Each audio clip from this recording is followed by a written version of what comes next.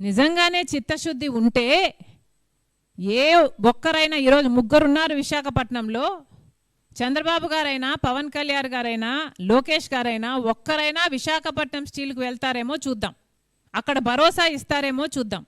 11,000 కోట్లు మేము తెప్పించాము అంటున్నారే మీరు. ఏ డబ్బైతే మీరు తెప్పించారో 5 నిమిషాల్లో విశాఖపట్నం స్టీలుకు కేంద్ర సహాయం వచ్చింది. వచ్చిన 5 నిమిషాలలో మొత్తం ఎంత డబ్బైతే ఇచ్చారో 8,000 కోట్లు, లేక తర్వాత కూడా రిలీజ్ చేశారో 11,000 కోట్లేమో మొత్తం 5 నిమిషాలలో ఏ అప్పులు కట్టాలనో ఇంకొక కేంద్ర డిపార్ట్మెంట్కు వెళ్ళిపోయింది.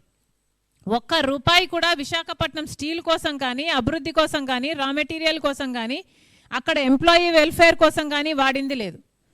అంటే ఒక చేత్తో ఇచ్చారు, ఎడం చేత్తో ఇచ్చారు, కుడి చేత్తో ఇంకోటి తీసేసుకున్నారు. అది సహాయం అవుతుందా? భ్రమ పెట్టడం అవుతుంది. మళ్ళీ చెప్తున్నా, మీకు నిజంగానే చిత్తశుద్ధి ఉంటే ఎన్ని మాటలు చెప్పారు చంద్రబాబు గారైనా, పవన్ కళ్యాణ్ గారైనా, ఇవి మాటలు మాత్రమే కాదు అని నిరూపించుకోండి, ఇవి సినిమా డైలాగులు కాదు అని నిరూపించుకోండి.